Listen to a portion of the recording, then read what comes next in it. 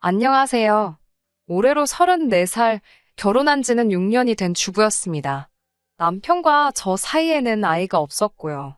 검사를 받았는데 문제는 제 쪽에 있었고, 이 사실을 친정도, 시댁도 알고 있던 상황입니다. 그래도 남편한테 문제가 있는 것보다 저한테 문제가 있는 게 시술을 통해 극복할 수 있는 확률이 더 높다길래 몸 상하지 않는 선에서 계속해서 시도 중이었습니다. 하지만 이제 다 소용없는 일이겠네요. 남편은 요즘 보기 드물 정도의 효자였어요. 어느 정도냐면 혼자 계시는 시아버지 걱정된다며 저랑 결혼하는 것도 다시 생각해 보려던 사람이었으니까요. 남편 위로 아주버님이 두 분 계십니다. 아무리 남자만 셋인 집안이어도 장남도 아니고 막내인 남편이 부양의 의무를 느끼고 있다는 게 말이 된다고 생각하지 않았어요. 생활비조로 얼마 정도만 보내주고 시아버지를 말 그대로 손절했다는 형님들은 한 번도 만나뵌 적 없었지만 저에겐 좋은 인상의 사람들이 아니었어요. 저는 남편이 부양의 의무에 대해서 이야기할 때 시아버지께서 어디 불편하신 곳이 있으신 건가 하는 생각을 했었거든요. 혼자서 밥도 못 드시고 집안일도 아무것도 못 하신다는 말을 들었을 때 정말 몸이 어디 안 좋으신 거구나 하고 확신을 했었는데 제 생각이 틀렸었습니다. 시아버지께서는 사지멀쩡하시고 심지어 엄청 세련되시기까지 하셨으니까요. 옷도 젊은 사람들이 입는 브랜드에 대해서 줄줄 꿰고 계시고 멋부리는 거에 관심도 많아 보이셨어요. 오히려 체격도 새님 스타일인 남편보다 훨씬 좋아 보였고요. 첫 인상은 신기하고 재밌으신 분이었지만 그때 왜 형님 되실 분들이 시아버지를 손절했는지 깨닫게 되었습니다. 전형적인 한량 스타일의 시아버지였고 책임감이나 생활력은 전혀 없어 보이셨어요. 결혼이야 애초부터 양가 지원받을 계획이 없었기도 한데 첫 만나는 자리에서 저희 결혼에 보태줄 돈은 하나도 없으니까 그 부분은 알아서 하라고 못을 박으시더라고요. 그러면서도 결혼하면 첫째네는 자기한테 얼마를 주고 있고 둘째네는 얼마를 주고 있으니 저희가 아무리 막내라도 이 정도는 줘야 하지 않겠냐고 말씀하시며 자기한테 달마다 보내야 할 생활비는 얼마 정도였으면 좋겠다. 이렇게 미리 알려주셨어요. 남편에게는 그때 생활비도 이렇게 넉넉히 받으시는데 왜 부양을 이유로 나와야 결혼을 꺼려 했었냐라고 물어보니 남편은 자기가 말하지 않았냐고 시아버지 혼자 힘으로는 청소며 빨래는 물론이고 쌀밥도 하실 줄 모른답니다. 정말 남이 해주는 거 받아오면서만 자랐고 노는 것 말고는 스스로 하실 줄 아는 게 정말 아무것도 없다고 말을 해왔어요. 그래도 그나마 다행인 건 그런 아버지 밑에서 자란 자식들 셋은 정상이었다는 거죠. 시아버지 앞으로 옛날부터 재산이 많았었다네요. 할머니께서 시장에서 돈놀이 비슷한 거를 하셨고 그 유산을 그대로 물려받았대요.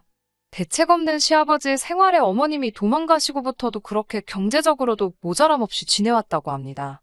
어찌되었든 지금 빈털터리가 된 상황까지 자기들 교육시켜주고 끝까지 책임지신 것에 대한 은혜를 갚아야 한다고 생각하더라고요. 아버님을 처음 뵙기 전까지는 저는 그냥 아프신 몸으로 자식들 훌륭하게 키워낸 그런 분으로만 생각을 했고 남편도 그 은혜에 보답하고 싶어하는 효자라고 생각했기 때문에 그래도 결혼 초반 몇 년간은 제가 모시고 살 생각도 어느 정도 하고 있었어요. 그런데 아버님을 실제로 뵙고 나서는 그 생각이 쏙 들어가게 되었습니다. 아버님 댁을 나오자마자부터 남편과는 그걸 이유로 옥신각신하게 되었어요. 왜 모신다고 해놓고 이제 와서 말을 바꾸냐 이런 식으로 남편의 언성이 높아지니 베란다에 잠깐 담배 피러 나오신 아버님께서 그 말을 들었나 봐요. 저희를 다시 올라오라고 부르시더라고요. 어차피 남편이 혼자 되실 아버님 때문에 결혼을 꺼려한 데다가 집 앞에서 언쟁을 하며 제가 모시기 싫어한다는 사실까지 이야기했고 저도 저런 시아버님과 합가해 모시고 살아야 한다는 생각을 하니 이 결혼이 뒤집어져도 그만이다라는 생각을 했어요. 그래서 그런지 저희를 다시 부르시는데 떨린다거나 두렵다거나 하지 않았습니다.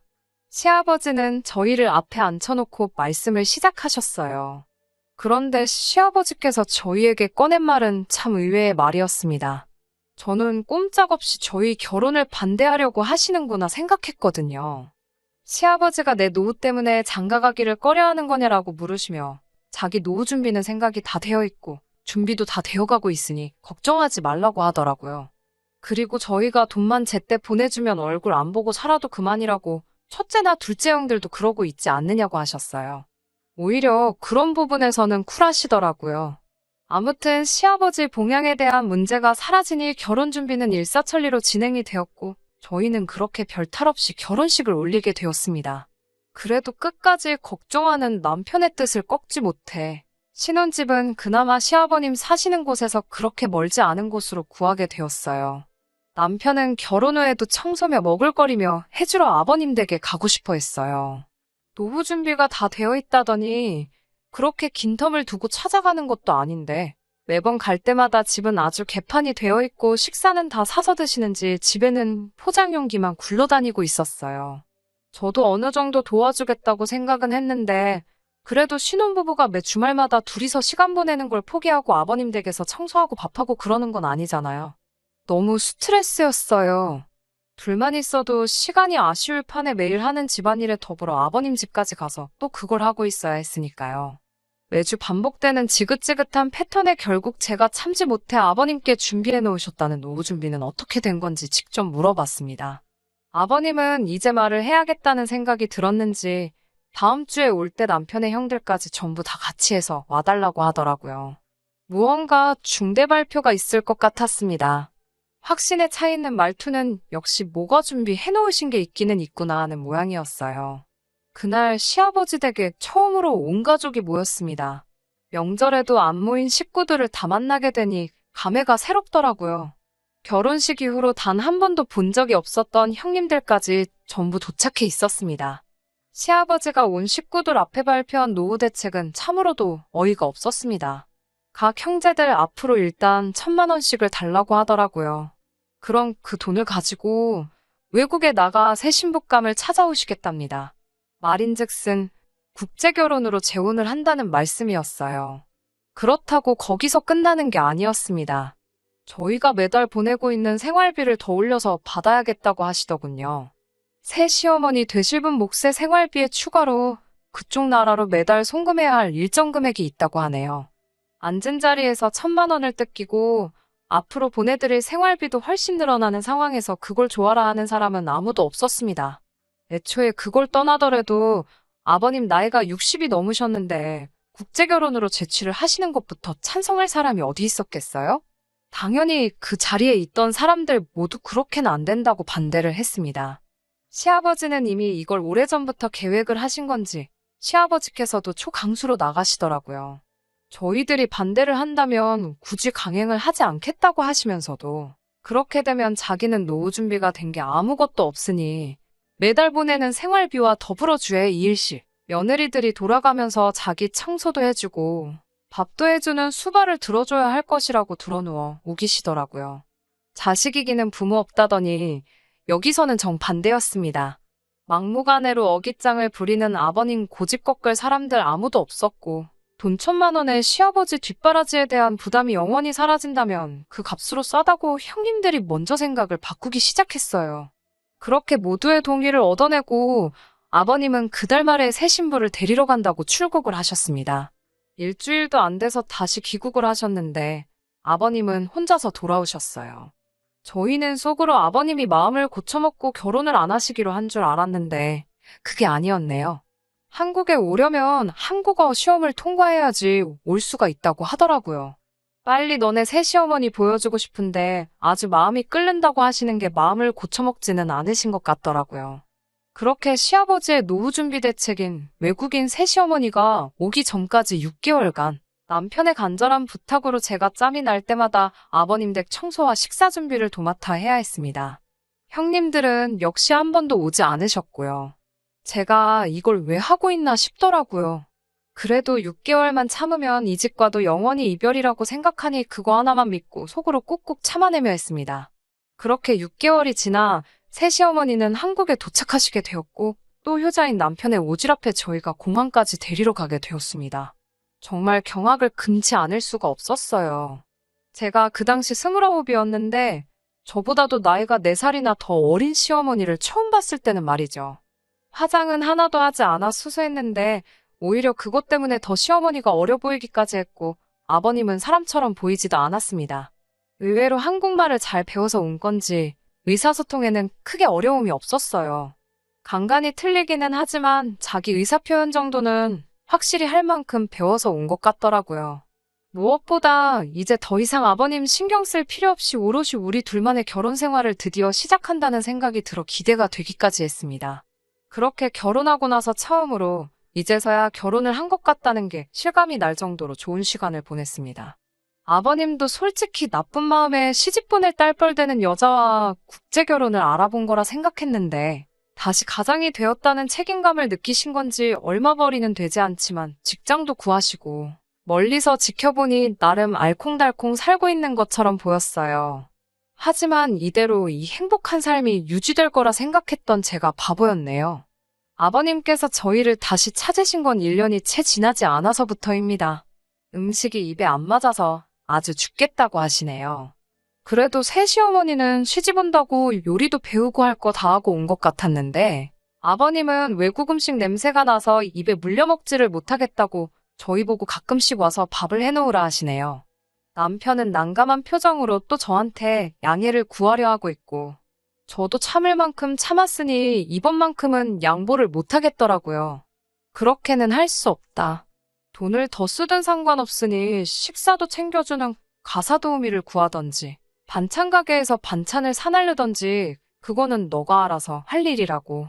나는 다른 형님들처럼 더 이상 아버님과 관련된 일에서는 손을 떼겠다 했습니다. 그동안 제가 얼마나 시달려왔는지는 남편도 지켜봐왔고 또 이렇게 된 상황에서 제게 양해를 구하려고 했으니 제가 어느 정도로 진심이었는지는 말하지 않아도 알았을 거예요. 하지만 그 효심이 어디 가지는 않는지 결국 일주일에 한 번 자기가 직접 반찬을 사다 나르기로 했습니다. 차라리 그때까지 차오르는 효심의 끝까지 자기 아버지 포기하지 못하는 남편을 놓아주었다면 이런 꼬라지를 볼 필요도 없었을 텐데 말이지요.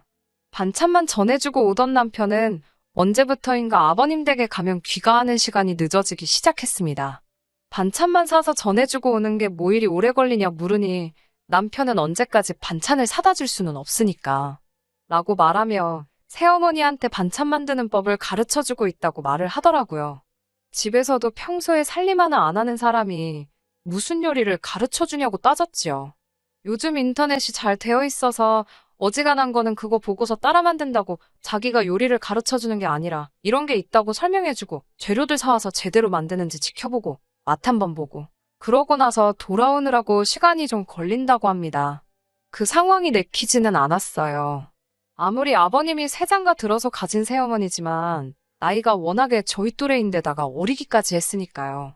하지만 평소 남편의 아버님을 향한 효심도 알고 있는데다가 남편 또한 이렇게 반찬 몇 가지만 가르쳐 놓으면 앞으로 아버님 댁에 발걸음을 할 일도 없어지지 않느냐고 길게 보면 자기가 하는 행동을 이해해 줄 것이라며 저를 설득해 줬습니다.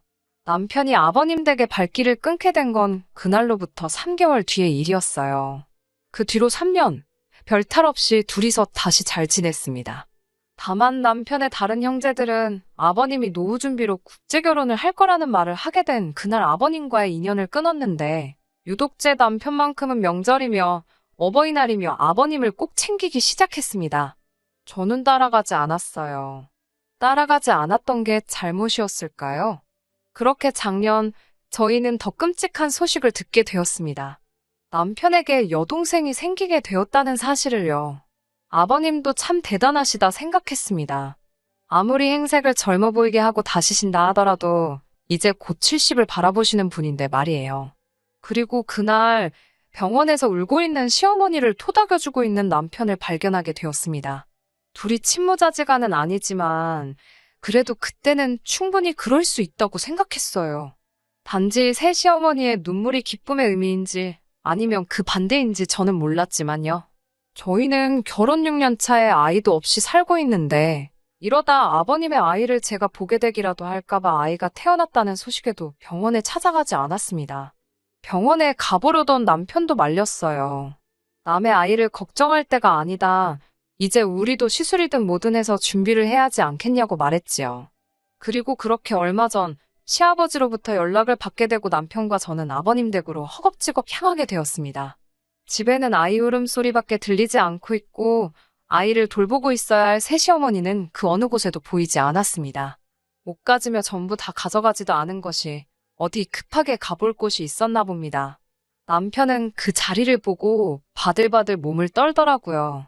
아버님은 일부러 귀화가 끝나면 도망갈까봐 혼인신고도 안 해줬는데 달아났다고 이를 갈고 계시더라고요. 그러면서 하시는 말이 저 애는 니들이 마침 애도 없고 하니까 데려다가 키우라고 하시는 겁니다. 제가 정말 정색하면서 아버님께 처음으로 말대꾸를 했어요. 여태까지 남편 보면서 꾹 참아왔던 게 정말 한 번에 다 터져나오더라고요. 시아버지는 저에게 어이없는 소리까지 덧붙이시더군요. 저 애가 내 아이가 아닐 수도 있다는 말을요. 남편은 그 말에 그게 대체 무슨 소리냐고 정색을 했고 아버님은 남편을 보면서 네가 더 잘 알지 않을 거냐고 말을 하셨습니다. 대충 안 봐도 무슨 상황인지 조각이 맞춰지더라고요. 그렇게 효자인 척 하던 남편은 아버님 앞에 고래고래 소리를 지르며 대체 무슨 말도 안 되는 소리를 하시느냐고 소리를 치더라고요. 아버님 말이라면 꿈뻑 죽던 평소의 남편이 아니었어요. 아버님은 기분 잡쳤다며 밖으로 나가셨고 남편은 울고 있는 아이를 들쳐안고는 조용히 시키는데 여념이 없더라고요. 제가 이상한 생각을 갖고 있어서 그런 건지 아이를 안고 있는 남편의 모습에 알 수 없는 위화감이 들었습니다. 남편은 이런 제 마음도 모르는 건지 아이를 어떻게 하고 싶냐고 묻더라고요. 그 말에 제가 지금 장난치는 거냐고 소리를 질렀어요. 아무리 그래도 그렇지 이 상황에서 그게 할 말이냐고요. 남편도 정색을 하면서 그렇다고 아이가 무슨 잘못이 있느냐고 저에게 따지더라고요. 그건 애 아빠인 너네 아버지가 결정할 일이지 우리가 결정할 일이 아니라 했더니 평소 아버지를 알면서 그런 말이 나오냐고 이 아이가 어떻게 될 건지 뻔히 알고 있는 거 아니냐고 하더라고요. 그 말에 저는 그건 내가 알고 없다고 했어요. 오히려 그 아이한테 왜 이렇게 집착을 하는 거냐고 혹시 내가 알면 안 되는 사실이라도 있느냐고 물어봤습니다. 남편은 그런 건 절대 아니라고 하더라고요. 당당하게 먼저 그렇게 자기를 못 믿겠으면 지금 이 길로 병원에 가서 검사를 받아보자고 자신있게 말하더라고요. 하지만 그 말에도 신뢰가 가지 않다기보다도 결국 이 사단이 난 상황에서 아이든 아버님이든 아무것도 내치지 못하고 또 자기가 전부 감수하려고 하는 남편의 효자 버릇에 신물이 나기 시작했습니다. 6년이란 결혼 생활 동안 저를 답답하게 만든 건 도합 1년이 채 안 되는 짧은 기간입니다. 그런데도 이렇게 사람을 질리게 만들 정도였다면 그동안 남편의 효자병이 얼마나 심했는지 충분히 이해가 가실 거라고 생각합니다. 남편에게는 그 애는 너가 키우고 싶으면 키우라고 했어요. 하지만 저는 이제 여기까지라고 더 이상은 못하겠다는 말을 전해줬습니다. 남편은 자고 있는 아이가 다시 깰까봐 어쩌지도 못하고 제자리에 우물쭈물하고만 있더라고요. 그 덕분에 저는 오히려 마음 잡기가 더 편해졌습니다. 그렇게 평생 아버님의 자랑스러운 아들도 되고 너가 지금 안고 있는 시누이한테는 부모 같은 오빠가 돼주라고 말하고 저는 그 집을 뛰쳐나왔습니다. 법원도 이 상황에서 저의 편을 들어주었어요. 숙려기간이 없었으면 좋겠다는 제 신청이 받아들여져 곧바로 협의 이혼을 할 수 있었습니다. 남편은 끝까지 그 아이의 부모가 되어주고 싶었던 건지 아니면 노혼자 된 아버님을 평생 수발들며 살기로 결심을 한 건지 순순히 이혼을 허락해 주었습니다. 아직도 남편이 그렇게 그 아이에게 집착했던 이유를 모르겠네요. 안 좋은 생각을 하려고 해도 또 검사를 받자고 당당하게 나오는 모습을 보니 제가 생각하는 그런 건 아니었을 텐데 말입니다. 6년 짧았다면 짧고 길다면 긴 시간이지만 앞으로 더 길게 남아있는 저의 인생을 위해 저도 하루빨리 털어내고 저의 인생을 살아야겠습니다. 여기까지 들어주시느라 전부 수고 많으셨습니다. 감사합니다. 끝까지 들어주셔서 감사합니다. 오늘의 사연은 여기까지입니다. 구독과 좋아요, 알람 설정 부탁드리고 더 좋은 사연으로 다시 찾아뵙겠습니다. 감사합니다.